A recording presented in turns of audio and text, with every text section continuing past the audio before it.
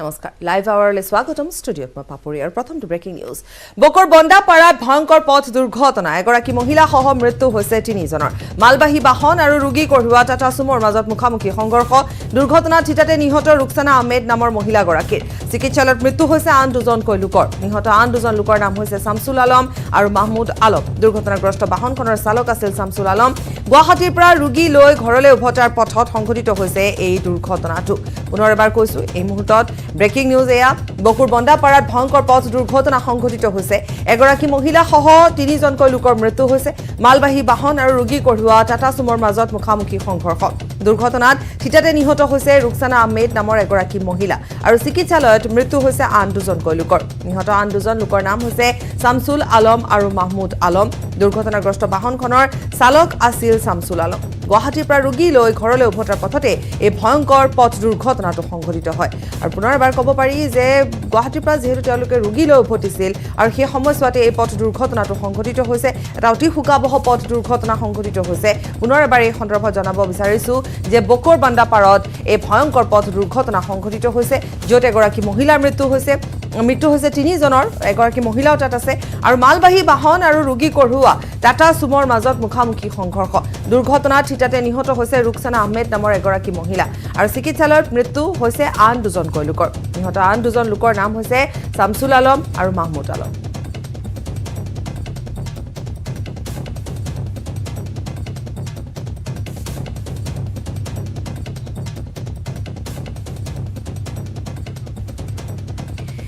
ফোনযোগে সংযুক্ত হৈছে আমাৰ সাংবাদিক আব্দুল কালাম আজাদৰ সৈতে আব্দুল আপোনাৰ ওচৰলৈ আহিছো আপোনাৰ পৰা জানিম যে এটা ভয়ংকৰ পথ দুৰ্ঘটনা সংঘটিত হৈছে আৰু এইখিনিতে জানিব পৰা গৈছে যে তেওঁলোকে ৰোগী লৈ উভতিছিল আৰু সেই সময়ছোৱাতে এই দুৰ্ঘটনাটো সংঘটিত হৈছে আমি আপোনাৰ পৰা আৰু অধিক খবৰ জানিব বিচাৰিম এই সন্দৰ্ভত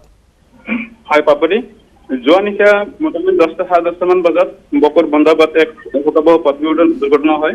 দুৰ্ঘটনাত এগৰাকী মহিলা থিতাতে নিহত আৰু 4জনকৈ লোক আহত হৈছিল দুৰ্ঘটনাত কিন্তু সংকটজনক অৱস্থাত চিকিৎসালয়ত ভৰ্তি কৰা হৈছিল যদিও চিকিৎসালয়ত ভৰ্তি কৰাৰ পিছত আন দুজন লোক ইতিমধ্যে মৃত বুলি চিকিৎসক ঘোষণা কৰিছে আৰু তেওঁলোকে গুৱাহাটী এখন ব্যক্তিগত চিকিৎসালয়ত চিকিৎসাধীন অৱস্থাত আছিলে যোৱা নিশা মানে ঘৰলৈ উভতাৰ পথত বকৰ বন্দাপাৰাত এই ভয়াৱহ পথ দুৰ্ঘটনাটো সংঘটিত হয় আব্দুল অৰ্থাৎ তেওঁলোক নিজে চিকিৎসাধীন হৈ আছিল পূৰ্বতে কোনো চিকিৎসালয়ত তেওঁলোকৰ ৰোগৰ বাবে চিকিৎসা কৰি আছিল তাৰ পিছত তেওঁলোক সুস্থ হৈ ঘৰলৈ উভতাৰ সময়তে এই দুৰ্ঘটনাটো সংঘটিত হৈছে আব্দুল আৰু এটা কথা লগতে জানিব বিচাৰিম যে এই দুৰ্ঘটনাটো কোন সময়ত সংঘটিত হৈছিল নিশা মান 10:30 মান সংঘটিত হৈছিল দুৰ্ঘটনাটো কাৰণ তেওঁলোকে এখন ব্যক্তিগত চিকিৎসালয়ত ৰোগী চিকিৎসা কৰাই ঘৰলৈ উভতাৰ পথত এই ঘটনা সংঘটিত হৈছে আৰু লোকসকল আছিলে গোৱালপাৰা যোগীপাৰা চলন্তপাৰা গাঁৱৰ আৰু এজন লগতে যিগৰাকী মানে মহিলা আছিলে মহিলাগৰাকী এখন গাঁৱত আছিলে লক্ষীপুৰ নিজাম গাঁৱত আছিলে আৰু গুৱাহাটী এখন ব্যক্তিগত নাৰ্ছিং হোমৰ পৰা ৰোগী লৈ ঘৰলৈ উভতাৰ পথত এই ভয়াৱহ আব্দুল ধন্যবাদ জনাইছো আপোনাক আৰু পুনৰ এবাৰ জনাও যে ইটোৰ পাছত সিটোকৈ দুৰ্ঘটনাৰ খবৰ আহি আছে তাৰ মাজতে কালি নিশাৰ ভাগত এটা দুৰ্ঘটনা সংঘটিত হৈছে আৰু পুনৰ এবাৰ কৈছো যে তেওঁলোকে যিহেতু ৰোগী লৈ সুস্থ তেওঁলোক পূৰ্বৰে পৰা চিকিৎসালয়ত আছিল আৰু সুস্থ হোৱাৰ পিছত ৰোগীগৰাকীক লৈ উভতিছিল আৰু সেই সময়ছোৱাতে এই ভয়ংকৰ পথ দুৰ্ঘটনাটো সংঘটিত হৈছে য'ত এগৰাকী মহিলা সহ 3 জনকৈ লোক নিহত হৈছে বুলি জানিব পৰা গৈছে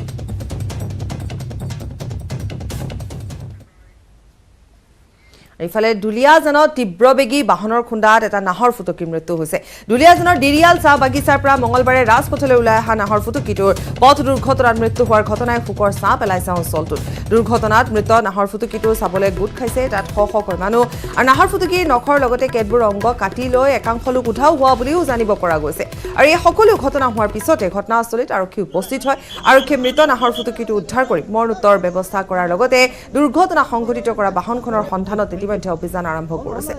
এটা নাহৰ ফুটুকীৰ মৃত্যু হৈছে আৰু এইখিনিতে উল্লেখ কৰিব পাৰি যে একাংশ লোকে নাহৰ ফুটুকীটোৰ নখ চাললৈ উধাও হৈছে কিন্তু এই সকলো হোৱাৰ পিছতহে তাত আৰক্ষীৰ লোক উপস্থিত হৈছে বুলি স্থানীয় লোকে জানিবলৈ দিছে একাংশ অভিযোগ উত্থাপন কৰিছে আৰু ইতিমধ্যে আমি কৈছো যে যিখন বাহনৰ খুন্দাত নাহৰ ফুটুকীটোৰ মৃত্যু হৈছে সেই বাহনখনৰ সন্ধানত ইতিমধ্যে নামি পৰিছে আৰক্ষী ভালেমান কেইদিনৰ পৰা ৰিয়েল চাহ বাগিচা আশে পাশে বাছটো মুকলিভাৱে ঘূৰি ফুৰিছিলে বহুতে ৰাইজে দেখিছে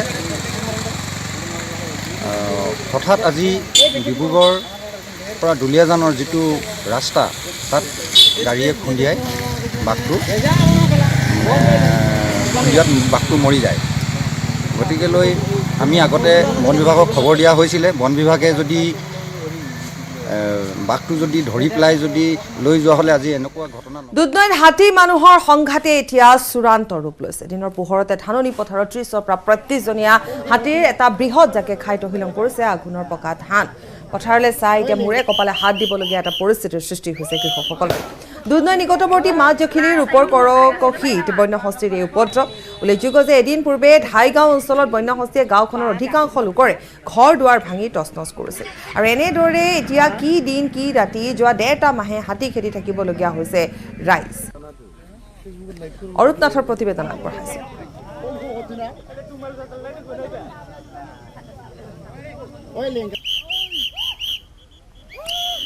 আমি কিছু সময় পিছতে অৰূপনাথৰ প্ৰতিবেদন আগবঢ়াম। এই মুহূৰ্তত পুনৰ এবাৰ জনাইছোঁ যে যিহেতু কিছুদিন পূৰ্বে আমি দেখুৱাইছিলোঁ যে এটা অঞ্চলত হাতীয়ে কেনেধৰণে ঘৰ দুৱাৰ ভাঙি তহিলং কৰিছিল আৰু পুনৰ একেধৰণৰ ঘটনা সংঘটিত হৈছে। 30ৰ পৰা 35জনীয়া এটা হাতীৰ জাকে খাই তহিলং কৰিছে পকা ধান। আৰু এতিয়া এনে পৰিস্থিতিৰ সৃষ্টি হৈছে দুৰ্ভগীয়া কৃষকসকলৰ মাজত। দুধনৈ নিকটৱৰ্তী মাজজখিলিৰ ওপৰ কৰকশীত বন্যহস্তীৰ উপদ্ৰৱ। আৰু আগবঢ়াইছোঁ অৰূপনাথৰ প্ৰতিবেদন। দেখিবলৈ পোৱা গৈছে আচলতে যোৱা 1.5 পৰা 2 মাহ ধৰি বন্যহস্তীৰ কেইবাটাও জাকে দুধনৈ নিকটৱৰ্তী বহুকেইখন গাঁৱত আচলতে উপদ্ৰৱ চলোৱা দেখিবলৈ পাইছে। আৰু এই দৃশ্য এতিয়াৰ যি দৃশ্য মই সেয়া দেখুৱাবৰ কাৰণে মই সতীৰ্থক অনুৰোধ জনাইছোঁ। এয়া হৈছে দৃশ্য, এয়া ওপৰ ককহীৰ দৃশ্য। আৰু এজাক বন্যহস্তী এনেধৰণে দিনৰ পোহৰতে আচলতে খেতি পথাৰ খাই তহিলং কৰিছে, আচলতে আঘোণৰ পকা ধান খাই তহিলং কৰিছে। এতিয়া কৃষকসকল আচলতে মূৰে কপালে হাত দিব লগা এক পৰিস্থিতি হৈছে। আৰু এয়া দেখিবলৈ পাইছে এটা বৃহৎ হাতীৰ জাক, যিটো হাতীৰ জাকত অতি কমেও 40টা হাতী আছে। আৰু আচলতে দেখিবলৈ পাই নিশাতহে আচলতে হাতীবিলাক ওলাই আহে জনাঞ্চললৈ, কিন্তু এতিয়া দেখিবলৈ পাইছে আচলতে নিশা নহয় দিনৰ পোহৰতে এনেধৰণে বৃহৎ এটা হাতীৰ জাকে পথাৰত প্ৰৱেশ কৰিছে আৰু পথাৰত প্ৰৱেশ কৰি এনেধৰণে খেতি পথাৰ খাই তহিলং কৰিছে। আৰু এনেধৰণে এতিয়া আঘোণৰ পকা ধান খাই কৃষকসকলক আচলতে যে মূৰে কপালে হাত দিব লগা এক পৰিৱেশ হৈছে। আৰু নিউজ 18 অসম নৰ্থ দৰ্শকসকলক আমি ইমান দিনে দেখুৱাই আছিলোঁ যি দৃশ্য আচলতে হাতীয়ে কি ধৰণে ঘৰ দুৱাৰ ভাঙি তহিলং কৰিছিলে, হাতীয়ে কি ধৰণে খেতি পথাৰ নষ্ট কৰিছিল। মোৰ সতীৰ্থক সেই দৃশ্য দেখুৱাই যাই থাকিবৰ কাৰণে মই অনুৰোধ জনাইছোঁ। আৰু নিউজ 18 অসম নৰ্থ দৰ্শকসকলে সেই দৃশ্য প্ৰত্যক্ষ কৰি আছে। এয়া হৈছে যি দুধনৈ নিকটৱৰ্তী ওপৰ কৰকহী গাঁৱৰ খেতি পথাৰৰ দৃশ্য। আৰু এয়া আচলতে আজিৰ দৃশ্যই নহয়, এনেকুৱা ধৰণৰ নিত্য নৈমিত্তিক এক পৰিৱেশত ৰূপান্তৰিত হৈছে এই যে হাতী মানুহৰ যি সংঘাত। আৰু এই হাতী মানুহৰ সংঘাতে তীব্ৰ ৰূপ ধাৰণ কৰিছে সমগ্ৰ জিলাখনৰ লগতে দুধনৈ নিকটৱৰ্তী কেইবাখনো গাঁৱত। আৰু এনেধৰণে এতিয়া দিনৰ পোহৰতে খেতি পথাৰসমূহ খাই তহিলং কৰিছে। স্থানীয় লোকসকল আছে, তেখেতসকলৰ পৰা কিছু মন্তব্য ল'বৰ কাৰণে আমি চেষ্টা কৰিম। কেতিয়াৰ পৰা আছে হাতী জাক? আচলতে যেতিয়া আমাৰ ধাননি দিল ধৰে তেতিয়াৰ পৰা হাতীৰ আগমন ঘটে। মোটামুটি 15 দিনমান হ'ল। ৰাতিটো এইখন গাঁৱৰ মানুহে শুব নোৱাৰে, হাতী পিছে পিছে দৌৰি থাকিব লাগে, নিজৰ জীৱনৰ নিৰাপত্তা নাথাকে। এতিয়া আপোনালোকে দেখাই পাইছে খেতি পথাৰ কেনেকৈ বিনষ্ট কৰিলে। এইখিনিতো সাধাৰণ দৃশ্য, ইয়াৰ ভিতৰত বহুত খেতি নষ্ট হৈছে। নিশ্চয়কৈ দেখিবলৈ পাইছোঁ। আৰু লোক আছে, আৰু এনেধৰণে আচলতে লোকসকল এতিয়া হাতী চাবৰ কাৰণে ভিৰ কৰা দেখিবলৈ পোৱা গৈছে। আৰু স্থানীয় এগৰাকী যুৱক আছে, তেখেতৰ পৰা জানিব বিচাৰিম আচলতে ৰাতি হাতী ওলায়, কিন্তু এতিয়া দেখিবলৈ পাইছে দিনতে এনেধৰণে হাতী মুক্ত বিচৰণ হয়। দিনতো এতিয়া আৰু ৰাতি দিন বুলি কথা নাই, এতিয়া দিনতো দেখা যায় আৰু স্বাভাৱিক ঘটনা হৈ পৰিছে আমাৰ ইয়াতে। হ'ল হাতী জাকটো ইয়াত এইটো অঞ্চলত আজি এমাহ ধৰি তেনেকৈ আছে আৰু সদায় ৰাতি দিন ওলাই থাকে। আৰু ঘৰ দুৱাৰটো ভাঙিছে, শুনিছোঁ যোৱাকালি ইয়াতে স্কুল এটাও ভাঙিছে বুলি।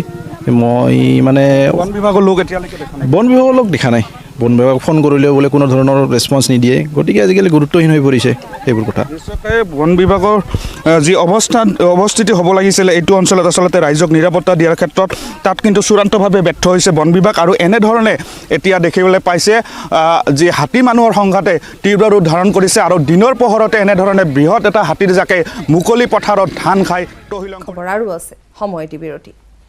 উভতি আহিছোঁ বিৰতিৰ পাছত। অসাৰ হ'ল পৰিবহণ মন্ত্ৰী চন্দ্ৰমোহন পাটোৱাৰীৰ ঘোষণা। বাছ ভাড়া বৃদ্ধি নহয় বুলি মন্ত্ৰীগৰাকীৰে বাৰম্বাৰ কোৱাৰ পিছতো কাৰ্যক্ষেত্ৰত কিন্তু তাৰ বিপৰীত ঘটনাহে পৰিলক্ষিত হৈছে। মন্ত্ৰীৰ নিৰ্দেশনা অমান্য কৰি বাছৰ পৰিচালকে 50% ভাড়া বৃদ্ধি কৰিছে। শিৱসাগৰৰ পৰা ডিব্ৰুগড়লৈ পূৰ্বে 100 টকা ভাড়া লোৱাৰ বিপৰীতে এতিয়া ভাড়া হৈছে 150 টকা। কেৱল ঘোষণাতে সীমাবদ্ধ আছে মন্ত্ৰীৰ নিৰ্দেশ। এনেধৰণে বাছৰ ভাড়া বৃদ্ধি কৰা 40 টকা আগত কিমান লৈছিলে আগতে 30 টকা লয় এতিয়া 40 টকা ডিব্ৰুগড়ৰ পৰা শিৱসাগৰলৈ কিমানকে লৈছে 150 টকাকৈ লৈ আছে সব গাড়ী লৈ আছে আপোনাৰ হৈ গ'ল আপোনাৰ আগষ্ট ছেপ্টেম্বৰৰ পৰা সবে লৈ আছে আমি বঢ়োৱা নাই দাদা যেনেকৈ সব গাড়ী লৈ আছে তেনেকৈ আমি হুদাহুদিকৈ সবে তেনেকৈ লৈ আছোঁ চৰকাৰে জাননীটো একো নাই দিয়া আৰু ইনফেক্ট পৰিবহণ মিনিষ্টাৰেতো অলৰেডি কৈ থৈছে যে ট্ৰেন্সপৰ্ট ডিপাৰ্টমেণ্টত আমি কোনো পইচা 10 টকা বেছি নাই লোৱা যিটো ৰেট আছে সেইটো ৰেটেই থাকিব আৰু যি গাড়ী ধৰা পৰিব সেইখন গাড়ী পাৰ্মিট কেঞ্চেল হ'ব এতিয়া দেখা যাব যে এখন গাড়ী পাৰ্মিট কেঞ্চেল হ'বনে নহয় যিখন আণ্ডাৰ STC আণ্ডাৰ কৰ্পৰেশ্যনৰ আণ্ডাৰত চলি আছে এখন গাড়ী এই গাড়ীখনৰ একচুৱেল পাৰ্মিটটো কেঞ্চেল কৰে নকৰে আচল কথাটো এইটোহে হ'ব এয়া আছিল যিসকল যাত্ৰী তেওঁলোকৰ ভাষ্য যি কি নহওক বাছৰ ভাড়া বৃদ্ধিৰ ক্ষেত্ৰত দেখিবলৈ পোৱা গৈছে যে মন্ত্ৰীগৰাকীয়ে যেনেধৰণে ঘোষণা কৰিছিল বা ঘোষণা কৰাৰ পূৰ্বেও যেতিয়াৰ পৰা বাছ চলাচল আৰম্ভ হৈছিল তেতিয়াই কিন্তু বৃদ্ধি হৈছিল প্ৰদীপ আপোনাৰ ওচৰলৈ আহিছোঁ আৰু যিটো প্ৰসংগ উত্থাপন আমি কৰিছোঁ এইটো আচলতে আজিৰ প্ৰশ্ন বুলি ক'ব নোৱাৰি প্ৰদীপ কাৰণ দেখিবলৈ পোৱা গৈছে যে ইয়াৰ পূৰ্বেও মন্ত্ৰীগৰাকীয়ে ঘোষণা কৰাৰ পূৰ্বতে যেতিয়াৰ পৰা বাছ চলাচল কৰিবলৈ দিয়া হৈছিলে লকডাউনৰ পিছতে তেতিয়াৰ পৰাই তেওঁলোকে ভাড়া লৈ আছে বেছিকৈ বা বৃদ্ধি হৈ আছে কিন্তু নাকি লগাবতো পৰা নাই প্ৰদীপ এই মুহূৰ্তত আপোনাৰ পৰা আমি আৰু অধিক জানিম কাৰণ আপুনি যিহেতু তাত থকা যিসকল যাত্ৰী তেওঁলোকৰ ভাষ্যও আপুনি সংগ্ৰহ কৰিছে প্ৰদীপ হয় হয় হয় যেহেতু পৰিবহণ মন্ত্ৰীয়ে ঘোষণা কৰিছিলে নিৰ্দেশনা দিছিলে যে বাছ ভাড়া বৃদ্ধি কৰিব নোৱাৰিব সাধাৰণ যাত্ৰীৰ যাতে হাৰাশাস্তি নহয় তাৰ প্ৰতি লক্ষ্য ৰাখি বাছ ভাড়া বৃদ্ধি কৰা নহ'ব বুলি ঘোষণা কৰিছিলে কিন্তু এই ঘোষণা অসাৰ প্ৰতিপন্ন হৈছে কাৰণ সেই ঘোষণা কৰাৰ পিছতো বৰ্তমানেও উজনি অসমত বাকী কথা নাজানো উজনি অসমত বাছ ভাড়া বৃদ্ধি কৰিয়ে চলাই আছে পূৰ্বতে শিৱসাগৰৰ পৰা ডিব্ৰুগড়লৈ বা ডিব্ৰুগড়ৰ পৰা শিৱসাগৰলৈ আহোঁতে 100 টকা লৈছিলে কিন্তু এতিয়া অবৈধভাৱে তেওঁলোকে 50 টকা 60 টকা বৃদ্ধি কৰি 110 টকা 160 টকা পৰ্যন্ত প্ৰতিগৰাকী যাত্ৰীৰ পৰা সংগ্ৰহ কৰি থকা পৰিলক্ষিত হৈছে কিন্তু ইয়াৰ পিছতো নীৰৱ দৰ্শক হৈ আছে ইয়াৰ যি পৰিবহণ বিভাগ আছে বা পৰিবহণ অসম ৰাজ্যিক পৰিবহণ নিগমৰ বিষয়ববীয়াসকল আছে তেওঁলোকে কোনো ধৰণৰ পদক্ষেপ গ্ৰহণ কৰা আনকি তেওঁলোকে স্বীকাৰ কৰিছে যে যাত্ৰীসকলে অভিযোগ উত্থাপন কৰিছে যে বাছ ভাড়া বৃদ্ধি কৰাক লৈ বিভিন্ন তেওঁলোকৰ প্ৰতিদিনে কাজিয়াৰ সূত্ৰপাত হয় এই বিষয়ে তেওঁলোকে অৱগত কিন্তু ইয়াৰ পিছতো বাছ ভাড়া হ্ৰাস কৰাৰ কোনো তেওঁলোকে ব্যৱস্থা গ্ৰহণ কৰা নাই যেহেতু এটকা দুটকা নহয় 50-60 টকা পৰ্যন্ত তেওঁলোকে বৃদ্ধি কৰাত বাৰুকৈয়ে জুৰুলা সন্মুখীন হৈছে যাত্ৰীসকল মই বৰ্তমান এগৰাকী যাত্ৰীৰ পৰা জানিব বিচাৰিম তেওঁ ডিব্ৰুগড়ৰ পৰা শিৱসাগৰলৈ অহা যোৱা কৰি থাকে আৰু আজিও যাবলৈ আহিছে আপুনি ক'ৰ পৰা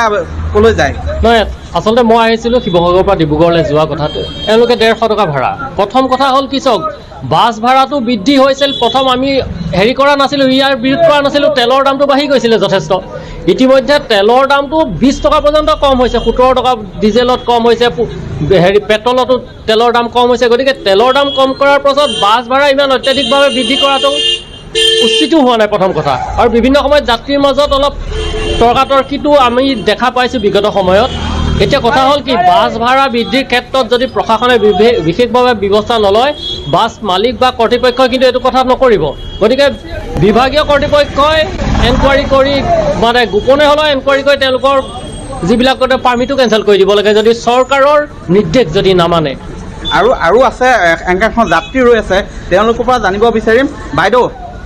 আপোনালোক ক'ৰ পৰা আহিছিলে আৰু আমি হেৰি মাছখোৱা ঢকুৱাখানাৰ পৰা আহিছোঁ আগতে বাছ ভাড়া কিমান আগতে ডিব্ৰুগড়লৈ 100 টকা এতিয়া মানে এইটো কি বুলি কয় 200 টকা লৈছে দলঙৰ মুখলৈ আগতকৈ বৃদ্ধি হৈছে নে বৃদ্ধি হৈছে আমি কৈছোঁ যে গাড়ী ভাড়া কমিলে তেতিয়া কৈছে তেলৰ দাম কমা নাই নহয় আৰু তেলৰ দাম নকমিলে আমি গাড়ী ভাড়াটো কমাই ল'ব নোৱাৰোঁ হয় আপুনি ক'ৰ পৰা গৈছে মই ঢকুৱাখানাৰ পৰা আহিছোঁ আৰু এতিয়া মই হেৰিয়লৈ ডিব্ৰুগড়লৈ হেৰি কৰিছিলোঁ এতিয়া দেখিছোঁ হয় আপুনি কৈ যাওক তাৰপৰা এতিয়া দেখিছোঁ গাড়ী ভাড়া ঢেৰ বাঢ়িছে আগতে ধেমাজিৰ পৰা হেৰিয়লৈ ডিব্ৰুগড়লৈ 100 টকাতে আহিছিলোঁ এতিয়া কিন্তু তেওঁলোকে 180 টকা আৰু 200 টকাও সুবিধা পালে তেওঁ ল'বলৈ 200 টকা প্ৰদীপ ধন্যবাদ জনাইছোঁ এই মুহূৰ্তত আৰু এয়া আছিল ৰাইজৰ অভিযোগ কাৰণ ৰাইজে ইতিমধ্যে কৈছে যে তেলৰ যদি দাম কমিব পাৰিছে বাছৰ ভাড়া কিয় বৃদ্ধি পাই আছে অৰ্থাৎ এই মুহূৰ্তলৈকে আমি পুনৰ এবাৰ ক'ব বিচাৰিছোঁ যে মন্ত্ৰীগৰাকীয়ে যি ঘোষণা কৰিছিল যে পাৰ্মিট কেঞ্চেল কৰা হ'ব যদিহে কোনোবাই বাছৰ ভাড়া বেছিকৈ লয় কিন্তু সেইবোৰ দেখিবলৈ পোৱা হোৱা নাই ইচ্ছামতে বাছৰ ভাড়া বৃদ্ধি হৈছে কিন্তু পুনৰ এবাৰ কৈছো এয়া আজি বা কালিৰ কথা নাছিল যেতিয়া বাছ চলাচল খুলি দিয়া হৈছিল বাছ চলাচল কৰিব পৰা কৈ খুলি দিয়া হৈছিল আৰু সেই সময়ছোৱাতে সেই অনুমতি প্ৰদান কৰাৰ পিছতে কিন্তু বাছৰ ভাড়া বৃদ্ধি পাইছিল কিন্তু কোনো পথ্যেই বা কোনো ধৰণে নাকি লগোৱা দেখিবলৈ পোৱা নগ'ল মন্ত্ৰীৰ নিৰ্দেশনাও অমান্য কৰা দেখিবলৈ পোৱা গ'ল ধন্যবাদ জনাইছো প্ৰদীপ গগৈ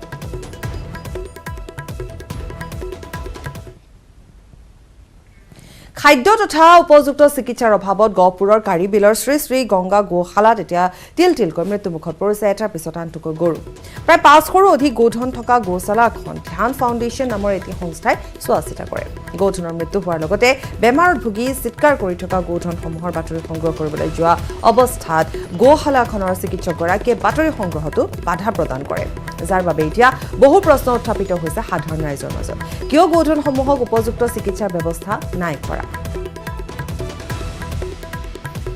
কম হৈছে কিছুমান বেমাৰ হৈ পেলাই মৰিছে আৰু ডাক্তৰটো আছে এটা এইটো হাত ভাঙি আছে ডেইলি নমৰে এসপ্তাহত এটা দুটা এনেকৈ মৰি থাকে 500-600 মান আছে উদ্ধাৰ হল চন্দ্ৰপুৰৰ পৰা নিৰুদ্দেশ হোৱা 4 গৰাকী কিশোৰী সোণাপুৰৰ পৰা উদ্ধাৰ কৰা হৈছে 4 গৰাকী কিশোৰী চন্দ্ৰপুৰৰ হাজংবাৰী গাঁৱৰ পৰা নিৰুদ্দেশ হৈছিল এই কিশোৰী কেইগৰাকী মঙলবাৰে নিৰুদ্দিষ্ট হৈছিল কিশোৰী কেইগৰাকী প্ৰাগজ্যোতিষ আৰু সোণাপুৰ আৰক্ষীৰ সহযোগত উদ্ধাৰ কৰা হৈছে কিশোৰী কেইগৰাকীক পৰিয়ালৰ লোকক নজনোৱাকৈ ঘৰৰ পৰা ওলাই গৈছিল প্ৰথমে চন্দ্ৰপুৰৰ পৰা তেতেলিয়ালৈ গৈছিল কিশোৰী কেইগৰাকী আৰু তেতেলিয়াৰ পৰা সোণাপুৰৰ কমাৰকুছিত থকা বান্ধৱীৰ ঘৰলৈ তেওঁলোক ফুৰিবলৈ গৈছে নিশা আৰক্ষীয়ে অভিযান চলাই উদ্ধাৰ কৰিছে কিশোৰী কেইগৰাকী মঙলবাৰে নিশাই পৰিয়ালৰ লোককো সমঝাই দিছে কিশোৰী কেইগৰাকী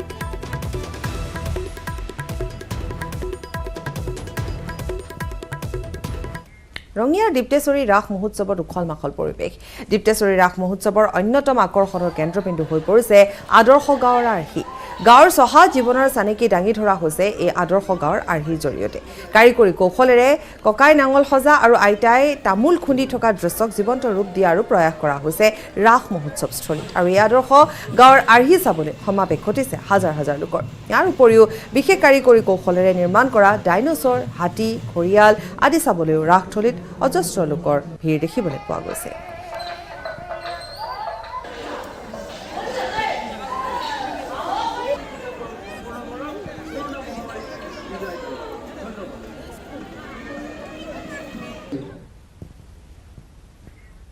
আলফা স্বাধীনৰ সৈতে আগবাঢ়িছে চৰকাৰৰ আলোচনা সংবাদ মাধ্যমৰ পৰা দূৰত থাকি চলি আছে কাম-কাজ আৰু এই মন্তব্য কৰিছে মুখ্যমন্ত্ৰী ডক্টৰ হিমন্ত বিশ্ব শৰ্মাই পুনৰবাৰ এই মুহূৰ্তত জনাইছো যে আলফা স্বাধীনৰ সৈতে চৰকাৰৰ আলোচনা আগবাঢ়িছে সংবাদ মাধ্যমৰ পৰা দূৰত থাকি সকলো কাম-কাজ চলি আছে মন্তব্য কৰিছে মুখ্যমন্ত্ৰীগৰাকীয়ে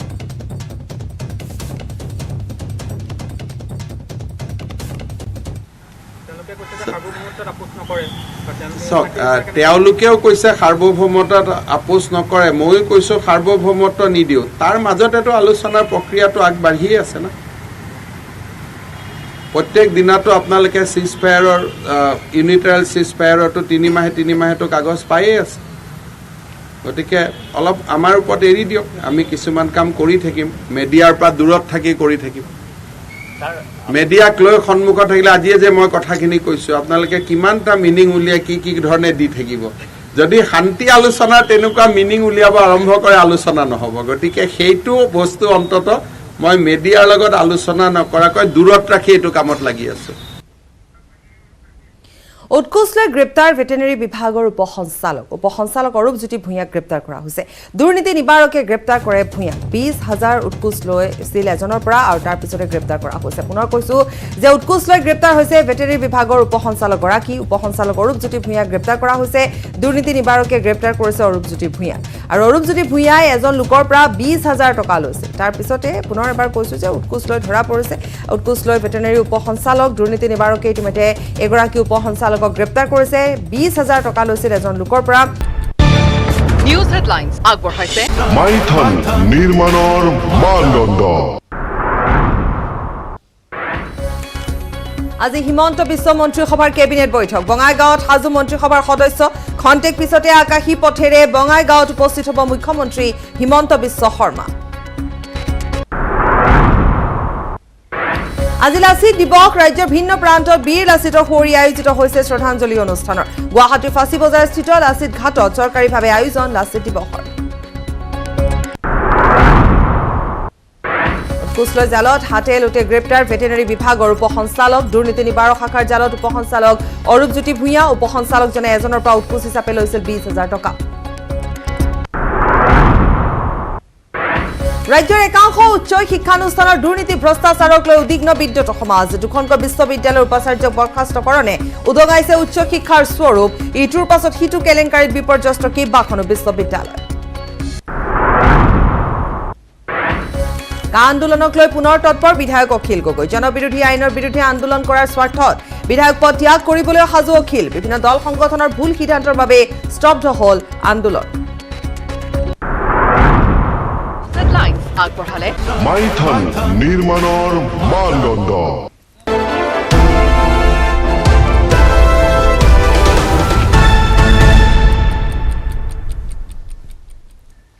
নমস্কাৰ লাইভ আৱাৰলৈ স্বাগতম ষ্টুডিঅ'ত মই পাপৰি আৰু প্ৰথমটো ব্ৰেকিং নিউজ বকৰ বন্দাপাৰাত ভয়ংকৰ পথ দুৰ্ঘটনা এগৰাকী মহিলা সহ মৃত্যু হৈছে 3জনৰ মালবাহী বাহন আৰু ৰোগী কঢ়িওৱা টাটা চুমৰ মাজত মুখামুখি সংঘৰ্ষ দুৰ্ঘটনাত থিতাতে নিহত ৰুকসানা আহমেদ নামৰ মহিলাগৰাকীৰ চিকিৎসালয়ত মৃত্যু হৈছে আন দুজনকৈ লোকৰ নিহত আন দুজন লোকৰ নাম হৈছে শামছুল আলম আৰু মাহমুদ আলম দুৰ্ঘটনাগ্ৰস্ত বাহনখনৰ চালক আছিল শামছুল আলম গুৱাহাটীৰ পৰা ৰোগী লৈ ঘৰলৈ উভতাৰ পথত সংঘটিত হৈছে এই দুৰ্ঘটনাটো পুনৰ এবাৰ কৈছো এই মুহূৰ্তত ব্ৰেকিং নিউজ এয়া বকুৰ বন্দাপাৰাত ভয়ংকৰ পথ দুৰ্ঘটনা সংঘটিত হৈছে এগৰাকী মহিলা সহ 3জনকৈ লোকৰ মৃত্যু হৈছে মালবাহী বাহন আৰু ৰোগী কঢ়িওৱা টাটা চুমৰ মাজত মুখামুখি সংঘৰ্ষ দুৰ্ঘটনাত থিতাতে নিহত হৈছে ৰুকসানা আহমেদ নামৰ এগৰাকী মহিলা আৰু চিকিৎসালয়ত মৃত্যু হৈছে আন দুজনকৈ লোকৰ নিহত আন দুজন লোকৰ নাম হৈছে শামছুল আলম আৰু মাহমুদ আলম দুৰ্ঘটনাগ্ৰস্ত বাহনখনৰ চালক আছিল শামছুল আলম গুৱাহাটীৰ পৰা ৰোগী লৈ ঘৰলৈ উভতাৰ পথতে এই ভয়ংকৰ পথ দুৰ্ঘটনাটো সংঘটিত হয় আৰু পুনৰ এবাৰ ক'ব পাৰি যে গুৱাহাটীৰ পৰা যিহেতু তেওঁলোকে ৰোগী লৈ উভতিছিল আৰু সেই সময়ছোৱাতে এই পথ দুৰ্ঘটনাটো সংঘটিত হৈছে এটা অতি শোকাবহ পথ দুৰ্ঘটনা সংঘটিত হৈছে পুনৰ এবাৰ এই সন্দৰ্ভত জনাব বিচাৰিছো যে বকৰ বন্দাপাৰত এই ভয়ংকৰ পথ দুৰ্ঘটনা সংঘটিত হৈছে য'ত এগৰাকী মহিলাৰ মৃত্যু হৈছে 3জনৰ এগৰাকী মহিলাও তাত আছে আৰু মালবাহী বাহন আৰু ৰোগী কঢ়িওৱা টাটা চুমৰ মাজত মুখামুখি সংঘৰ্ষ দুৰ্ঘটনাত থিতাতে নিহত হৈছে ৰুকসানা আহমেদ নামৰ এগৰাকী মহিলা আৰু চিকিৎসালয়ত মৃত্যু হৈছে আন দুজনকৈ লোকৰ নিহত আন দুজন লোকৰ নাম হৈছে শামছুল আলম আৰু মাহমুদ আলম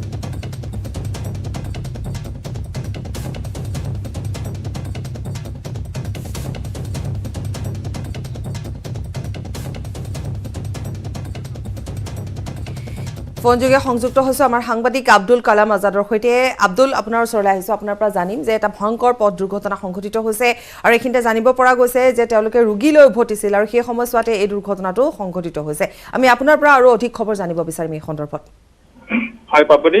যোৱা নিশা মোটামুটি 10:30 মান বজাত বকৰ বন্দাপাৰাত এক ভয়াৱহ পথ দুৰ্ঘটনা হয় দুৰ্ঘটনাত এগৰাকী মহিলা থিতাতে নিহত আৰু 4জনকৈ লোক আহত হৈছিল দুৰ্ঘটনাত কিন্তু সংকটজনক অৱস্থাত চিকিৎসালয়ত ভৰ্তি কৰা হৈছিল যদিও চিকিৎসালয়ত ভৰ্তি কৰাৰ পিছত আন দুজন লোক ইতিমধ্যে মৃত বুলি চিকিৎসক ঘোষণা কৰিছে আৰু তেওঁলোকে গুৱাহাটী এখন ব্যক্তিগত চিকিৎসালয়ত চিকিৎসাধীন অৱস্থাত আছিলে যোৱা নিশা মানে ঘৰলৈ উভতাৰ পথত বকৰ বন্দাপাৰাত এই ভয়াৱহ পথ দুৰ্ঘটনাটো সংঘটিত হয় আব্দুল অৰ্থাৎ তেওঁলোক নিজে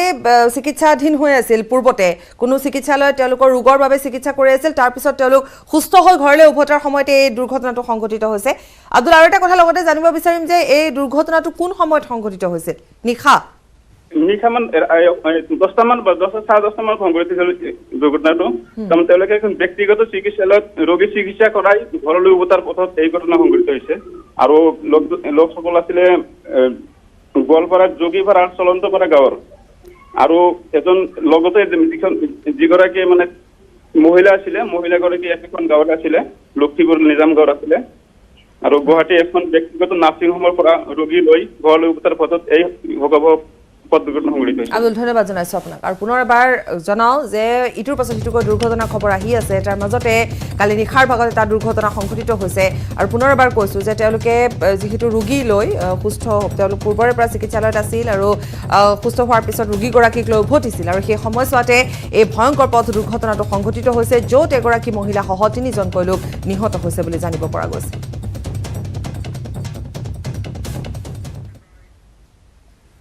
ইফালে দুলিয়াজানত তীব্ৰবেগী বাহনৰ খুন্দাত এটা নাহৰ ফুটুকীৰ মৃত্যু হৈছে দুলিয়াজানৰ ডিৰিয়াল চাহ বাগিচাৰ পৰা মঙলবাৰে ৰাজপথলৈ ওলাই অহা নাহৰ ফুটুকীটোৰ পথ দুৰ্ঘটনাত মৃত্যু হোৱাৰ ঘটনাই শোকৰ ছাঁ পেলাইছে অঞ্চলটোত দুৰ্ঘটনাত মৃত নাহৰ ফুটুকীটো চাবলৈ গোট খাইছে তাত শকৈ মানুহ আৰু নাহৰ ফুটুকীৰ নখৰ লগতে কেতবোৰ অংগ কাটি লৈ একাংশ লোক উধাও হোৱা বুলিও জানিব পৰা গৈছে আৰু এই সকলো ঘটনা হোৱাৰ পিছতে ঘটনাস্থলীত আৰক্ষী উপস্থিত হয় আৰক্ষীয়ে মৃত নাহৰ ফুটুকীটো উদ্ধাৰ কৰি মৰণোত্তৰ ব্যৱস্থা কৰাৰ লগতে দুৰ্ঘটনা সংঘটিত কৰা বাহনখনৰ সন্ধানত ইতিমধ্যে অভিযান আৰম্ভ কৰিছে এটা নাহৰ ফুটুকীৰ মৃত্যু হৈছে আৰু এইখিনিতে উল্লেখ কৰিব পাৰি যে একাংশ লোকে নাহৰ ফুটুকীটোৰ নখ চাললৈ উধাও হৈছে কিন্তু এই সকলো হোৱাৰ পিছতহে তাত আৰক্ষীৰ লোক উপস্থিত হৈছে বুলি স্থানীয় লোকে জানিবলৈ দিছে একাংশ অভিযোগ উত্থাপন কৰিছে আৰু ইতিমধ্যে আমি কৈছোঁ যে যিখন বাহনৰ খুন্দাত নাহৰ ফুটুকীটোৰ মৃত্যু হৈছে সেই বাহনখনৰ সন্ধানত ইতিমধ্যে নামি পৰিছে আৰক্ষী ভালেমান কেইদিনৰ পৰা ৰিয়েল চাহ বাগিচা আশে পাশে বাঘটো মুকলিভাৱে ঘূৰি ফুৰিছিলে বহুতে ৰাইজে দেখিছে হঠাৎ আজি ডিব্ৰুগড়ৰ পৰা দুলীয়াজানৰ যিটো ৰাস্তা তাত গাড়ীয়ে খুন্দিয়াই বাঘটো মৰি যায় গতিকে লৈ আমি আগতে বন বিভাগক খবৰ দিয়া হৈছিলে বন বিভাগে যদি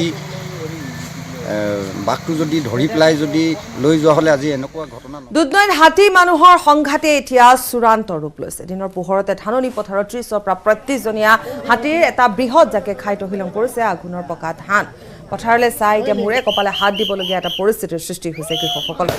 দুধনৈ নিকটৱৰ্তী মাছ জখিলিৰ ওপৰ কৰকশীত বন্যহস্তীৰ এই উপদ্ৰৱ উল্লেখযোগ্য যে এদিন পূৰ্বে ধাইগাঁও অঞ্চলত বন্যহস্তীয়ে গাঁওখনৰ অধিকাংশ লোকৰে ঘৰ দুৱাৰ ভাঙি তছনছ কৰিছিল আৰু এনেদৰে এতিয়া কি দিন কি ৰাতি যোৱা ১.৫টা মাহে হাতী খেদি থাকিবলগীয়া হৈছে ৰাইজ অৰুণনাথৰ প্ৰতিবেদন আগবঢ়াইছে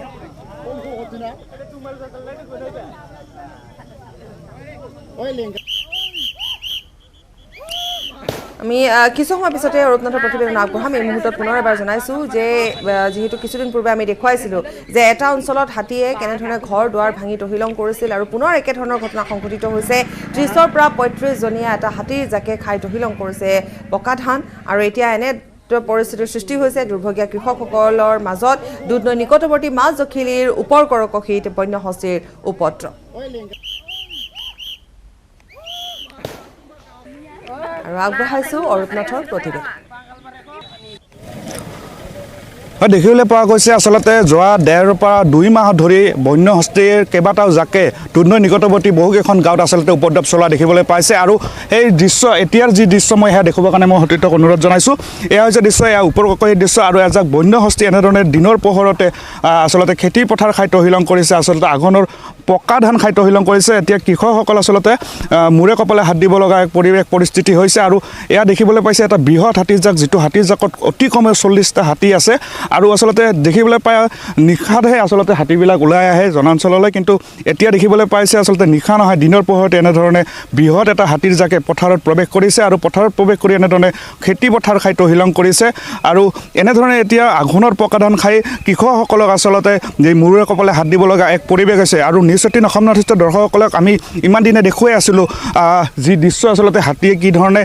ঘৰ দুৱাৰ ভাঙি তহিলং কৰিছিলে হাতীয়ে কি ধৰণে খেতি পথাৰ নষ্ট কৰিছিল মোৰ সতীৰ্থক সেই দৃশ্য দেখুৱাই যাই থাকিবৰ কাৰণে মই অনুৰোধ জনাইছোঁ আৰু নিউজ ১৮ অসম নৰ্থ ইষ্টৰ দৰ্শকসকলে সেই দৃশ্য প্ৰত্যক্ষ কৰি আছে এয়া হৈছে যি দুধনৈ নিকটৱৰ্তী ওপৰ কৰকশী গাঁৱৰ খেতি পথাৰৰ দৃশ্য আৰু এয়া আচলতে আজিৰ দৃশ্যই নহয় এনেকুৱা ধৰণৰ নিত্য নৈমিত্তিক পৰিৱেশত ৰূপান্তৰিত হৈছে এই যে হাতী মানুহৰ যি সংঘাত আৰু এই হাতী মানুহৰ সংঘাতে তীব্ৰ ৰূপ ধাৰণ কৰিছে সমগ্ৰ জিলাখনৰ লগতে দুধনৈ নিকটৱৰ্তী কেইবাখনো গাঁৱত আৰু এনেধৰণে এতিয়া দিনৰ পোহৰতে খেতি পথাৰসমূহ খাই তহিলং কৰিছে স্থানীয় লোকসকল আছে তেখেতসকলৰ পৰা কিছু মন্তব্য ল'বৰ কাৰণে আমি চেষ্টা কৰিম কেতিয়াৰ পৰা আছে হাতী জাক আচলতে যেতিয়া আমাৰ ধাননি দিল ধৰে তেতিয়াৰ পৰা হাতী আগমন ঘটে মোটামুটি ১৫ দিনমান হ'ল ৰাতিটো এইখন গাঁৱৰ মানুহে শুব নোৱাৰে হাতী পিছে পিছে দৌৰি থাকিব লাগে নিজৰ জীৱনৰ নিৰাপত্তা নাথাকে এতিয়া আপোনালোকে দেখাই পাইছে খেতি পথাৰ কেনেকৈ বিনষ্ট কৰিলে এইখিনিতো সাধাৰণ দৃশ্য, ইয়াৰ ভিতৰত বহুত খেতি নষ্ট হৈছে। নিশ্চয়কৈ দেখিবলৈ পাইছোঁ আৰু লোক আছে আৰু এনেধৰণে আচলতে লোকসকল এতিয়া হাতী চাবৰ কাৰণে অহা ভিৰ কৰা দেখিবলৈ পোৱা গৈছে। আৰু স্থানীয় এগৰাকী যুৱক আছে, তেখেতৰ পৰা জানিব বিচাৰিম আচলতে ৰাতি হাতী ওলায়, কিন্তু এতিয়া দেখিবলৈ পাইছে দিনতে এনেধৰণে হাতী মুক্ত বিচৰণ কৰে। হয়, দিনতো এতিয়া আৰু ৰাতি দিন বুলি কথা নাই, এতিয়া দিনতো দেখা যায় আৰু স্বাভাৱিক ঘটনা হৈ পৰিছে আমাৰ ইয়াত। হ'ল হাতী জাকটো ইয়াত এইটো অঞ্চলত আজি এমাহ ধৰি তেনেকৈ আছে আৰু সদায় ৰাতি দিন ওলাই থাকে আৰু ঘৰ দুৱাৰটো ভাঙিছে। শুনিছোঁ যোৱাকালি ইয়াতে স্কুল এটাও ভাঙিছে বুলি। মই মানে বন বিভাগৰ লোক এতিয়ালৈকে দেখা নাই, বন বিভাগৰ লোক দেখা নাই। বন বিভাগ ফোন কৰিলেও বোলে কোনো ধৰণৰ ৰেছপন্স নিদিয়ে, গতিকে আজিকালি গুৰুত্বহীন হৈ পৰিছে সেইবোৰ কথা। নিশ্চয়কৈ বন বিভাগৰ যি অৱস্থিতি হ'ব লাগিছিলে এইটো অঞ্চলত আচলতে ৰাইজক নিৰাপত্তা দিয়াৰ ক্ষেত্ৰত তাত কিন্তু চূড়ান্তভাৱে ব্যৰ্থ হৈছে বন বিভাগ। আৰু এনেধৰণে এতিয়া দেখিবলৈ পাইছে যি হাতী মানুহৰ সংঘাতে তীব্ৰ ৰূপ ধাৰণ কৰিছে আৰু দিনৰ পোহৰতে এনেধৰণে বৃহৎ এটা হাতীৰ জাকে। উভতি আহিছোঁ বিৰতিৰ পাছত। অসাৰ হ'ল পৰিবহণ মন্ত্ৰী চন্দ্ৰমোহন পাটোৱাৰীৰ ঘোষণা। বাছ ভাড়া বৃদ্ধি নহয় বুলি মন্ত্ৰীগৰাকীৰে বাৰম্বাৰ কোৱাৰ পিছতো কাৰ্যক্ষেত্ৰত কিন্তু তাৰ বিপৰীত ঘটনাহে পৰিলক্ষিত হৈছে। মন্ত্ৰীৰ নিৰ্দেশনা অমান্য কৰি বাছৰ পৰিচালকে 50% ভাড়া বৃদ্ধি কৰিছে। শিৱসাগৰৰ পৰা ডিব্ৰুগড়লৈ পূৰ্বে 100 টকা ভাড়া লোৱাৰ বিপৰীতে এতিয়া ভাড়া হৈছে 150 টকা। কেৱল ঘোষণাতে সীমাবদ্ধ আছে মন্ত্ৰীৰ নিৰ্দেশ। এনেধৰণে বাছৰ ভাড়া বৃদ্ধি কৰা 40 টকা। আগত কিমান লৈছিলে? আগতে 30 টকা লয়, এতিয়া 40 টকা। ডিব্ৰুগড়ৰ পৰা শিৱসাগৰলৈ কিমানকৈ লৈছে? 150 টকাকৈ লৈ আছে, চব গাড়ীয়ে লৈ আছে। আপোনাৰ হৈ গ'ল, আপোনাৰ আগষ্ট ছেপ্টেম্বৰৰ পৰা চবেই লৈ আছে। আমি বঢ়োৱা নাই দাদা, যেনেকৈ চব গাড়ী লৈ আছে তেনেকৈ আমিও হুদাহুদিকৈ চবেই তেনেকৈ লৈ আছোঁ। চৰকাৰে জাননীটো একো নাই দিয়া। আৰু ইনফেক্ট পৰিবহণ মিনিষ্টাৰেতো অলৰেডি কৈ থৈছে যে ট্ৰেন্সপৰ্ট ডিপাৰ্টমেণ্টত আমি কোনো পইচা 10 টকা বেছি নাই লোৱা। যিটো ৰেট আছে সেইটো ৰেটেই থাকিব। আৰু যি গাড়ী ধৰা পৰিব সেইখন গাড়ীৰ পাৰ্মিট কেঞ্চেল হ'ব। এতিয়া দেখা যাব যে এখন গাড়ী পাৰ্মিট কেঞ্চেল হ'বনে নহয়। যিখন আণ্ডাৰ STC আণ্ডাৰ কৰ্পৰেশ্যনৰ আণ্ডাৰত চলি আছে এখন গাড়ী, এই গাড়ীখনৰ একচুৱেল পাৰ্মিটটো কেঞ্চেল কৰে নকৰে, আচল কথাটো এইটোহে হ'ব। এয়া আছিল যিসকল যাত্ৰী তেওঁলোকৰ ভাষ্য। যি কি নহওক বাছৰ ভাড়া বৃদ্ধিৰ ক্ষেত্ৰত দেখিবলৈ পোৱা গৈছে যে মন্ত্ৰীগৰাকীয়ে যেনেধৰণে ঘোষণা কৰিছিল বা ঘোষণা কৰাৰ পূৰ্বেও যেতিয়াৰ পৰা বাছ চলাচল আৰম্ভ হৈছিল তেতিয়াই কিন্তু বৃদ্ধি হৈছিল। প্ৰদীপ, আপোনাৰ ওচৰলৈ আহিছোঁ আৰু যিটো প্ৰসংগ উত্থাপন আমি কৰিছোঁ এইটো আচলতে আজিৰ প্ৰশ্ন বুলি ক'ব নোৱাৰি প্ৰদীপ, কাৰণ দেখিবলৈ পোৱা গৈছে যে ইয়াৰ পূৰ্বেও মন্ত্ৰীগৰাকীয়ে ঘোষণা কৰাৰ পূৰ্বতে যেতিয়াৰ পৰা বাছ চলাচল কৰিবলৈ দিয়া হৈছিলে লকডাউনৰ পিছতে তেতিয়াৰ পৰাই তেওঁলোকে ভাড়া লৈ আছে বেছিকৈ বা বৃদ্ধি হৈ আছে, কিন্তু নাকি লগাবতো পৰা নাই। প্ৰদীপ, এই মুহূৰ্তত আপোনাৰ পৰা আমি আৰু অধিক জানিম, কাৰণ আপুনি যিহেতু তাত থকা যিসকল যাত্ৰী তেওঁলোকৰ ভাষ্যও আপুনি সংগ্ৰহ কৰিছে। প্ৰদীপ। হয়, যিহেতু পৰিবহণ মন্ত্ৰীয়ে ঘোষণা কৰিছিলে, নিৰ্দেশনা দিছিলে যে বাছ ভাড়া বৃদ্ধি কৰিব নোৱাৰিব, সাধাৰণ যাত্ৰীৰ যাতে হাৰাশাস্তি নহয় তাৰ প্ৰতি লক্ষ্য ৰাখি বাছ ভাড়া বৃদ্ধি কৰা নহ'ব বুলি ঘোষণা কৰিছিলে। কিন্তু এই ঘোষণা অসাৰ প্ৰতিপন্ন হৈছে, কাৰণ সেই ঘোষণা কৰাৰ পিছতো বৰ্তমানেও উজনি অসমত, বাকী কথা নাজানো, উজনি অসমত বাছ ভাড়া বৃদ্ধি কৰিয়ে চলাই আছে। পূৰ্বতে শিৱসাগৰৰ পৰা ডিব্ৰুগড়লৈ বা ডিব্ৰুগড়ৰ পৰা শিৱসাগৰলৈ আহোঁতে 100 টকা লৈছিলে, কিন্তু এতিয়া অবৈধভাৱে তেওঁলোকে 50 টকা 60 টকা বৃদ্ধি কৰি 110 টকা 160 টকা পৰ্যন্ত প্ৰতিগৰাকী যাত্ৰীৰ পৰা সংগ্ৰহ কৰি থকা পৰিলক্ষিত হৈছে। কিন্তু ইয়াৰ পিছতো নীৰৱ দৰ্শক হৈ আছে ইয়াৰ যি পৰিবহণ বিভাগ আছে বা অসম ৰাজ্যিক পৰিবহণ নিগমৰ বিষয়ববীয়াসকল আছে, তেওঁলোকে কোনো ধৰণৰ পদক্ষেপ গ্ৰহণ কৰা, আনকি তেওঁলোকে স্বীকাৰ কৰিছে যে যাত্ৰীসকলে অভিযোগ উত্থাপন কৰিছে যে বাছ ভাড়া বৃদ্ধি কৰাক লৈ বিভিন্ন তেওঁলোকৰ প্ৰতিদিনে কাজিয়াৰ সূত্ৰপাত হয়। এই বিষয়ে তেওঁলোকে অৱগত, কিন্তু ইয়াৰ পিছতো বাছ ভাড়া হ্ৰাস কৰাৰ কোনো তেওঁলোকে ব্যৱস্থা গ্ৰহণ কৰা নাই। যিহেতু 1 টকা 2 টকা নহয় 50-60 টকা পৰ্যন্ত তেওঁলোকে বৃদ্ধি কৰাত বাৰুকৈয়ে জুৰুলাৰ সন্মুখীন হৈছে যাত্ৰীসকল। মই বৰ্তমান এগৰাকী যাত্ৰীৰ পৰা জানিব বিচাৰিম, তেওঁ ডিব্ৰুগড়ৰ পৰা শিৱসাগৰলৈ অহা যোৱা কৰি থাকে আৰু আজিও যাবলৈ আহিছে। আপুনি ক'ৰ পৰা ক'লৈ যায়? নহয়, আচলতে মই আহিছিলোঁ শিৱসাগৰৰ পৰা ডিব্ৰুগড়লৈ যোৱা কথাটো, এওঁলোকে 150 টকা ভাড়া। প্ৰথম কথা হ'ল কি চাওক, বাছ ভাড়াটো বৃদ্ধি হৈছিল, প্ৰথম আমি হেৰি কৰা নাছিলোঁ, ইয়াৰ বিৰোধ কৰা নাছিলোঁ, তেলৰ দামটো বাঢ়ি গৈছিলে যথেষ্ট। ইতিমধ্যে তেলৰ দামটো 20 টকা পৰ্যন্ত কম হৈছে, 17 টকা ডিজেলত কম হৈছে, পেট্ৰলতো তেলৰ দাম কম হৈছে। গতিকে তেলৰ দাম কম কৰাৰ পাছত বাছ ভাড়া ইমান অত্যাধিকভাৱে বৃদ্ধি কৰাটো উচিতো হোৱা নাই প্ৰথম কথা। আৰু বিভিন্ন সময়ত যাত্ৰীৰ মাজত অলপ তৰ্কাতৰ্কিটো আমি দেখা পাইছোঁ বিগত সময়ত। এতিয়া কথা হ'ল কি, বাছ ভাড়া বৃদ্ধিৰ ক্ষেত্ৰত যদি প্ৰশাসনে বিশেষভাৱে ব্যৱস্থা নলয়, বাছ মালিক বা কৰ্তৃপক্ষই কিন্তু এইটো কথা নকৰিব। গতিকে বিভাগীয় কৰ্তৃপক্ষই এনকুৱাৰী কৰি, মানে গোপনে হ'লেও এনকুৱাৰী কৰি তেওঁলোকৰ যিবিলাকতে পাৰ্মিটো কেঞ্চেল কৰি দিব লাগে, যদি চৰকাৰৰ নিৰ্দেশ যদি নামানে। আৰু আছে এনেকৈ যাত্ৰী ৰৈ আছে তেওঁলোকৰ পৰা জানিব বিচাৰিম বাইদেউ আপোনালোক ক'ৰ পৰা আহিছিলে আৰু আমি হেৰি মাছখোৱা ঢকুৱাখানাৰ পৰা আহিছোঁ আগতে বাছ ভাড়া কিমান আগতে ডিব্ৰুগড়লৈ 100 টকা এতিয়া মানে এইটো কি বুলি কয় 200 টকা লৈছে দলঙৰ মুখলৈ আগতকৈ বৃদ্ধি হৈছে নে বৃদ্ধি হৈছে আমি কৈছোঁ যে গাড়ী ভাড়া কমিলে তেতিয়া কৈছে তেলৰ দাম কমা নাই নহয় আৰু তেলৰ দাম নকমিলে আমি গাড়ী ভাড়াটো কমাই ল'ব নোৱাৰোঁ হয় আপুনি ক'ৰ পৰা গৈছে মই ঢকুৱাখানাৰ পৰা আহিছোঁ আৰু এতিয়া মই হেৰিয়লৈ ডিব্ৰুগড়লৈ হেৰি কৰিছিলোঁ এতিয়া দেখিছোঁ হয় আপুনি কৈ যাওক তাৰপৰা এতিয়া দেখিছোঁ গাড়ী ভাড়া ঢেৰ বাঢ়িছে আগতে ধেমাজিৰ পৰা হেৰিয়লৈ ডিব্ৰুগড়লৈ 100 টকাতে আহিছিলোঁ এতিয়া কিন্তু তেওঁলোকে 180 টকা আৰু 200 টকাও সুবিধা পালে তেওঁ ল'বলৈ 200 টকা প্ৰদীপ ধন্যবাদ জনাইছোঁ এই মুহূৰ্তত আৰু এয়া আছিল ৰাইজৰ অভিযোগ কাৰণ ৰাইজে ইতিমধ্যে কৈছে যে তেলৰ যদি দাম কমিব পাৰিছে বাছৰ ভাড়া কিয় বৃদ্ধি পাই আছে অৰ্থাৎ এই মুহূৰ্তলৈকে আমি পুনৰ এবাৰ ক'ব বিচাৰিছোঁ যে মন্ত্ৰীগৰাকীয়ে যি ঘোষণা কৰিছিল যে পাৰ্মিট কেঞ্চেল কৰা হ'ব যদিহে কোনোবাই বাছৰ ভাড়া বেছিকৈ লয় কিন্তু সেইবোৰ দেখিবলৈ পোৱা হোৱা নাই ইচ্ছামতে বাছৰ ভাড়া বৃদ্ধি হৈছে কিন্তু পুনৰ এবাৰ কৈছোঁ এয়া আজি বা কালিৰ কথা নাছিল যেতিয়াই বাছ চলাচল খুলি দিয়া হৈছিলে বাছ চলাচল কৰিব পৰাকৈ খুলি দিয়া হৈছিল আৰু সেই সময়ছোৱাতে সেই অনুমতি প্ৰদান কৰাৰ পিছতে কিন্তু বাছৰ ভাড়া বৃদ্ধি পাইছিল কিন্তু কোনো পধ্যেই বা কোনো ধৰণে নাকি লগোৱা দেখিবলৈ পোৱা নগ'ল মন্ত্ৰীৰ নিৰ্দেশনাও অমান্য কৰা দেখিবলৈ পোৱা গ'ল ধন্যবাদ জনাইছোঁ প্ৰদীপ গগৈ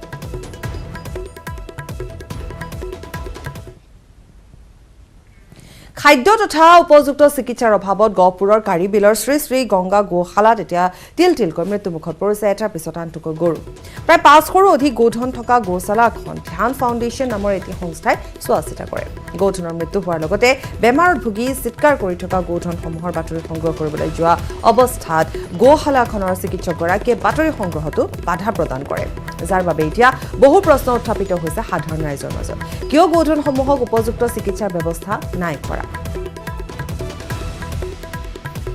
কম হৈছে কিছুমান বেমাৰ হৈ পেলাই মৰিছে আৰু ডাক্তৰটো আছে এটা এইটো হাত ভাঙি আছে ডেইলি নমৰে এসপ্তাহত এটা দুটা এনেকৈ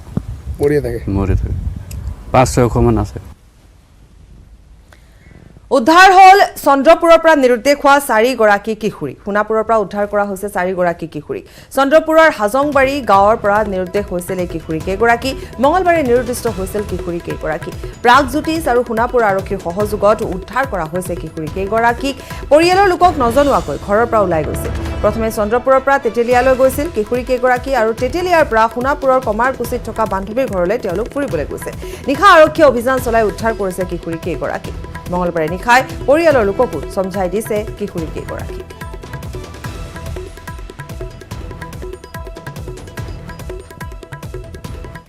ৰঙিয়াৰ দীপ্তেশ্বৰী ৰাস মহোৎসৱত উখল মাখল পৰিৱেশ দীপ্তেশ্বৰী ৰাস মহোৎসৱৰ অন্যতম আকৰ্ষণৰ কেন্দ্ৰবিন্দু হৈ পৰিছে আদৰ্শ গাঁৱৰ আৰ্হি গাঁৱৰ চহা জীৱনৰ চানেকি দাঙি ধৰা হৈছে এই আদৰ্শ গাঁৱৰ আৰ্হিৰ জৰিয়তে কাৰিকৰী কৌশলেৰে ককাই নাঙল সজা আৰু আইতাই তামোল খুন্দি থকা দৃশ্যক জীৱন্ত ৰূপ দিয়াৰো প্ৰয়াস কৰা হৈছে ৰাস মহোৎসৱস্থলীত আৰু এই আদৰ্শ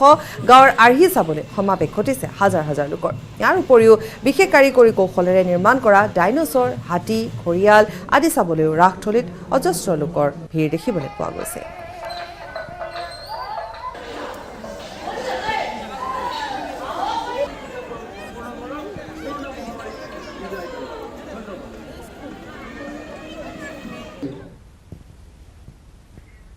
আলফা স্বাধীনৰ সৈতে আগবাঢ়িছে চৰকাৰৰ আলোচনা সংবাদ মাধ্যমৰ পৰা দূৰত থাকি চলি আছে কাম-কাজ আৰু এই মন্তব্য কৰিছে মুখ্যমন্ত্ৰী ডক্টৰ হিমন্ত বিশ্ব শৰ্মাই পুনৰবাৰ এই মুহূৰ্তত জনাইছোঁ যে আলফা স্বাধীনৰ সৈতে চৰকাৰৰ আলোচনা আগবাঢ়িছে সংবাদ মাধ্যমৰ পৰা দূৰত থাকি সকলো কাম-কাজ চলি আছে মন্তব্য কৰিছে মুখ্যমন্ত্ৰীগৰাকীয়ে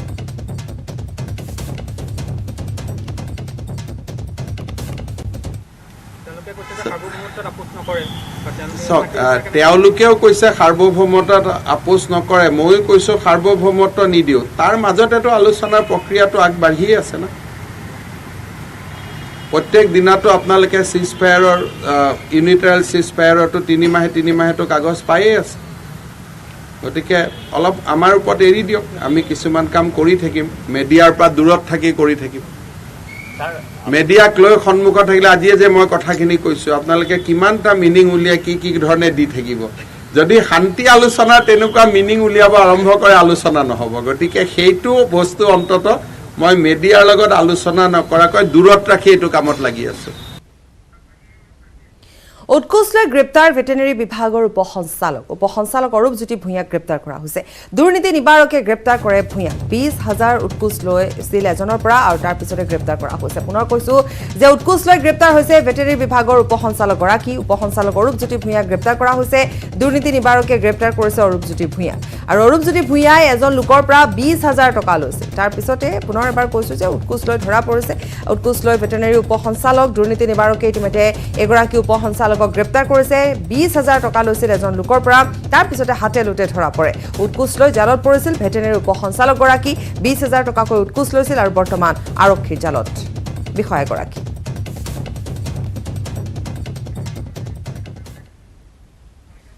ইয়াৰে সৈতে বাতৰিৰ পৰা বিদায় লৈছো নমস্কাৰ